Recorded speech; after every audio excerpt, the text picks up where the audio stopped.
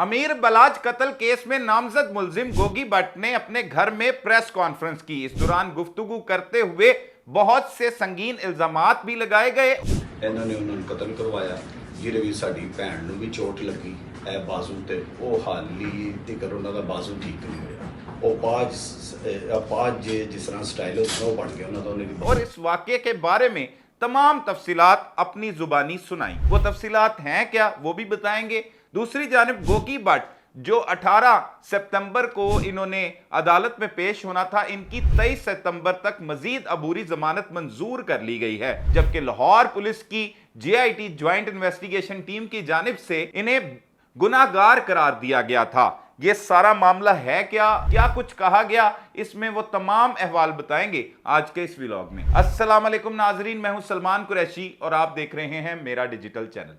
नाजरीन, अमीर बलाज कत्ल केस जिसकी गुत्थियां अब भी सुलझना बाकी हैं, क्योंकि इस मुकदमे में नामजद मुल्जमान जो थे, जिनको रखा गया था मशवरे में और मौका पर भी रखा गया था, उनकी गिरफ्तारी क्योंकि होना बाकी थी। उसमें एक अहम किरदार गोगी भट्ट हैं, जो तीफी भट्ट के बहुत करीबी अजीज भी हैं। साथ ही साथ ये बताते हैं कि ये सारा मामला है क्या। सबसे पहले वो कहते हैं कि इस कत्ल की वारदात में गोगी भट्ट यानी उनका कोई ताल्लुक नहीं है, और दूसरा वो कहते हैं 2010 के बाद उनके खिलाफ कोई मुकदमा दर्ज नहीं हुआ। आखिरी मुकदमा टीपू ट्रकांवाला के कत्ल का दर्ज था, जिसमें वो अदालत से बरी हो चुके हैं। और दूसरी जानिब गोगी भट्ट की जानिब से यह कहा गया है कि मेरा अमीर बलाज कत्ल केस से कोई ताल्लुक नहीं। मुझ पर इल्जाम लगाया गया कि मैं जाए वकूआ पर मौजूद था, लेकिन जियो फेंसिंग और दीगर शवाहिद से कुछ साबित नहीं हुआ।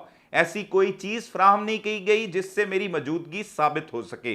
तीफी भट्ट से घरेलू मामलात की वजह से राब्ता नहीं है, और राब्ते का बताया गया कि 4 साल से जो है वो मेरा अपने रिश्तेदार तीफी भट्ट के साथ कोई राब्ता नहीं है, जिसकी वजह से मेरी मुलाकात भी नहीं है, और इसी दौरान ये अमीर बलाज का कत्ल हो जाता है। वो कहते हैं कि DIG इमरान किश्वर और SP जो आफ्ताब फुल्लरवान हैं, उन्होंने मुझे जो है वो बेगुनाह साबित किया था, बताया था कि साबित है। ना जाने क्यों जो है वो बाद में एक तफ्तीशी टीम की जानिब से बगैर किसी सबूत के जो ज्वाइंट इन्वेस्टिगेशन टीम बनाई गई है, उसने मुझे कसूरवार साबित कर दिया है, गुनाहगार साबित कर दिया है, जिसके लिए उन्होंने आवाज बुलंद करने के लिए ये प्रेस कॉन्फ्रेंस की। और उसमें उन्होंने कहा कि मेरे खिलाफ 2010 के बाद कोई मुकदमा दर्ज नहीं हुआ।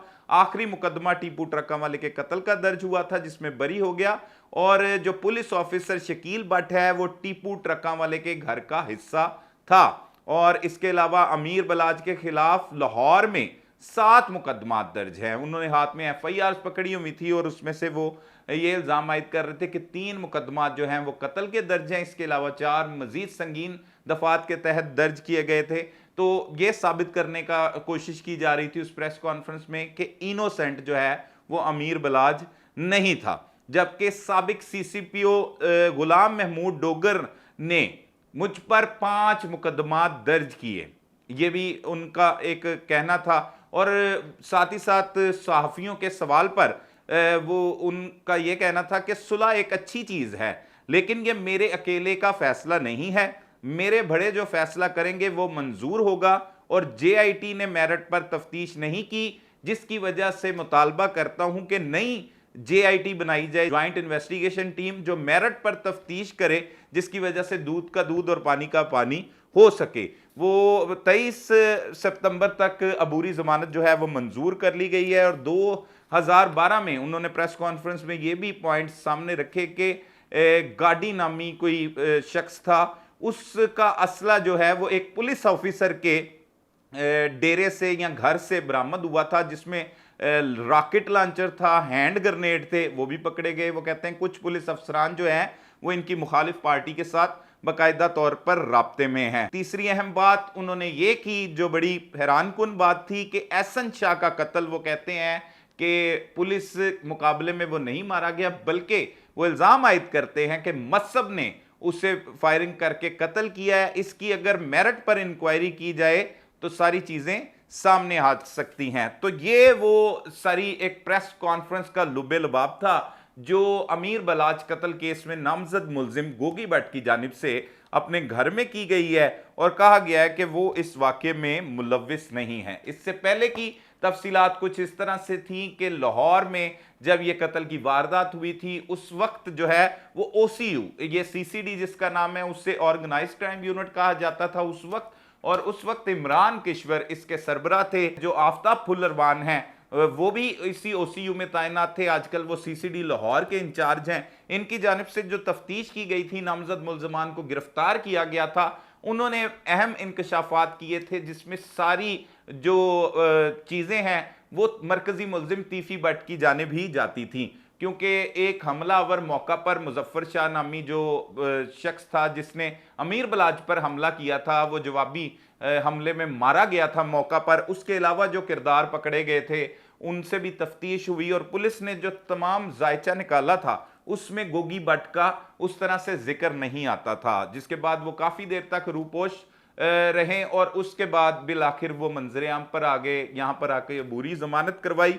और दोबारा ज्वाइंट इन्वेस्टिगेशन टीम बनाई गई जिसमें सरबरा DIG इन्वेस्टिगेशन को रखा गया और उस टीम ने जब तफ्तीश की तो उन्होंने इस वाक़े में कसूरवार करार दिया। उनका कहना था कि जो शूटर्स थे, जो लोग तीफी भट्ट के घर से निकले थे, वो फलां गाड़ी पे थे, उसका नंबर भी उसमें मेंशन किया गया और वो नसीराबाद गुलबर्ग से निकलते हुए कनाल व्यू जो सोसाइटी में रिहाइश पजीर है गोगी भट्ट, वहां पर गए और वहां से फिर वो पार्क व्यू सोसाइटी में गए। वो रास्ता क्योंकि वहीं पर जाता है, नहर में पहले कनाल व्यू आती है और उसके बाद पार्क व्यू सोसाइटी आती है, तो ये बनाया गया था जवाज, लेकिन उसमें सबूत पेश करना होते हैं जिसकी वजह से अगर वो एक पुख्ता रिपोर्ट होती तो 18 सितंबर को जो तारीख दी गई थी इस नामजद मुल्जिम गोगी भट्ट को, उसकी जो अबूरी जमानत मजीद जो है वो नहीं होनी थी, बल्कि पुलिस को गिरफ्तारी के अहकामात जारी भी कर दिए जाने थे। लेकिन इसके बाद अब एक प्रेस कॉन्फ्रेंस की गई और जिसमें ये तमाम चीज़ें,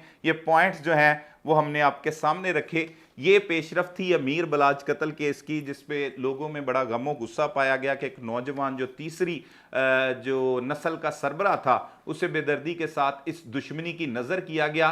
तो लिहाजा ऐसे वाक़यात जो हैं वो दुश्मनियाँ, ये एक दूसरे के खून खराबे, इसकी वजह से बहुत से जानी नुकसानात होते हैं और लोग जो है वो मुसलसल नस्लें इस दुश्मनी की आग में जलते रहते हैं। सुलह एक अच्छी बात है, एक अच्छा मैसेज जो इसमें दिया गया। बाकी बेगुनाही का भी सबूत दिया गया। उसमें यह भी कहा गया कि जो अमीर बलाज था वो बिल्कुल इनोसेंट नहीं था, वो उनके अपने जज्बात हैं। जो जो बातें उस दौरान की गई और साथ पुलिस अफसरान पर जो रॉकेट लॉन्चर और ग्रेनेड के हवाले से बताया कि वो पुलिस अफसरान के घरों से मिले जो गाड़ी नामी एक शख्स ने रखवाए हुए थे।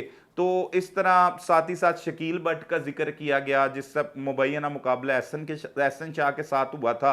यह भी इल्ज़ाम आयद किया गया कि वो मसब ने जो है वो ये जो है वो कत्ल किया गया, इसकी इंक्वायरी करवाई जाए।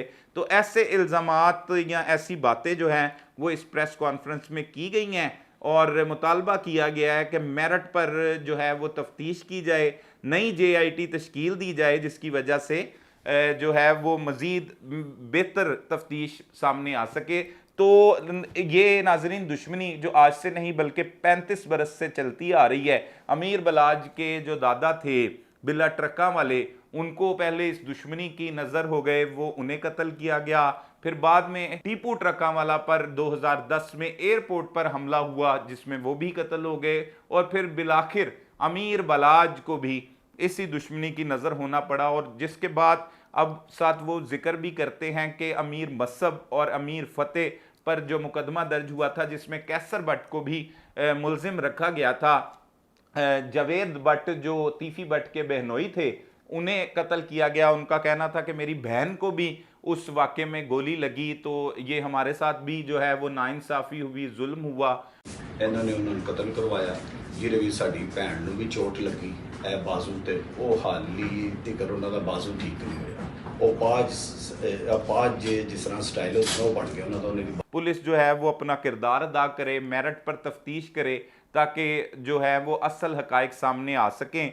तो ये सारे मामलात हैं और एक मुकदमा नहीं, इस दुश्मनी में दर्जनों बीसियों मुकदमात जो हैं वो इन पार्टी पर ख़ासतौर पर भट्ट बरादरान पर दर्ज हो चुके हैं जिसमें तीफी भट्ट और गोगी भट्ट हैं। और उनका ये भी कहना है कि मेरे जो हैं वो तीफी भट्ट के साथ 4 साल से ख़ानदानी जो घरेलू मसाइल होते हैं उसकी वजह से राब्ता नहीं है। लेकिन साथ ही साथ उन्होंने ये भी कहा है कि मेरे बड़े जो फैसला करेंगे, मैं अकेला ये फैसला नहीं कर सकता कि सुलह एक अच्छी चीज़ है, सुलह होनी चाहिए, लेकिन ये मेरा फैसला नहीं होगा, जो मेरे बड़ों का फैसला होगा वो उस पर जो है वो मैं साथ चलूँगा और वो होना चाहिए। तो इस तरह की एक प्रेस कॉन्फ्रेंस की गई है जिसमें अपना मौक़िफ़ जो है वो गोगी भट्ट की जानिब से दिया गया है। ये तमाम मौक़िफ़ जो हैं वो उन्हीं की ज़ुबानी हम आपको सुना रहे हैं।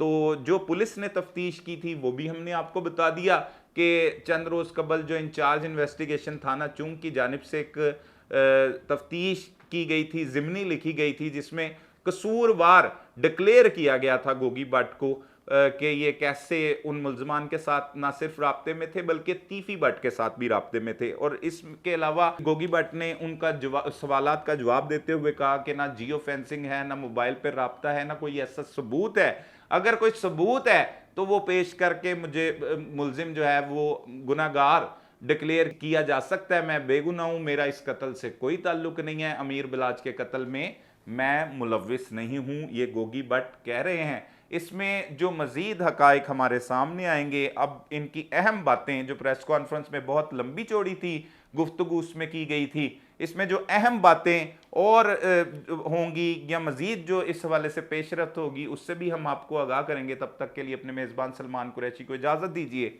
अल्लाह निगहबान।